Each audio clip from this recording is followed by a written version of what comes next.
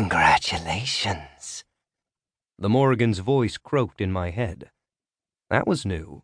Neither she nor any of the Tuatha Dé Danann had demonstrated the ability to communicate telepathically with humans before. What had changed? You have survived your own death, she continued. 5 thunder gods will spread news of your demise throughout the world's pantheons, and you will finally be free to live a boring life. Could she hear my thoughts in return? Sold. I'll take it, I said, in the same way I would have spoken to Oberon. Boredom sounds great right now. Apparently, she could hear me just fine. The Morrigan waved the tip of Frogora around at the chopped pieces of faux Atticus. Are you sure this native god will rise again? Positive, I affirmed.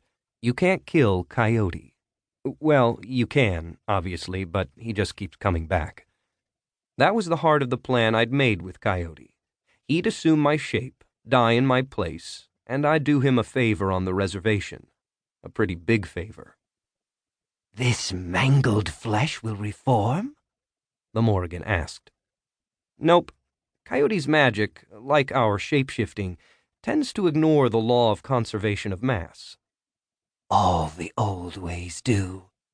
Yep, he'll respawn in a completely new body, and have a brand new set of clothes to boot. I don't know how he does it. Maybe he has a warehouse full of spare brains and body parts down in First World, and a wholesale deal with Levi's. There were many versions of Coyote running around North America, but this particular iteration of the Navajo tribes was one of the oldest and most powerful. Beware Hearne, the Morrigan said, calling me by my Irish name as always. Trickster gods are not usually so helpful. There will be a price to pay for this service he's done you. Oh, I'm well aware, but Coyote and I arranged it all beforehand. No, I mean there will be something else, she said. I doubt it. I was very careful in our negotiation to specify the limitations of my service. That may be so, Hearne. All I am saying is that tricksters have a way of working around deals. Be on your guard.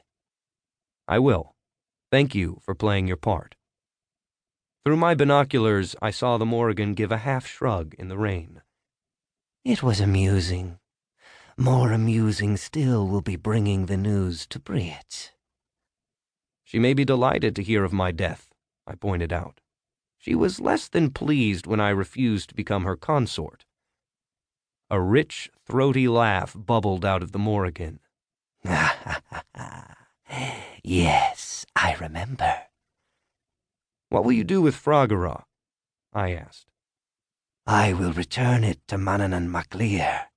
He will be surprised, I think, and then he will spend a year reminiscing about the elder days when we forged such things. Any chance I could get it back after that? None, the Morrigan said, her tone firm. Even the tiny brains of the thunder gods would figure that one out. No, you must give it up to secure your safety. And you still have the other. Yes, that's true, I said. Morolta, the great fury, couldn't cut through armor and shields, but it killed with a single blow. I had watched it work its magic on Thor. Still, it wasn't as sweet as Frogora. I would miss that sword.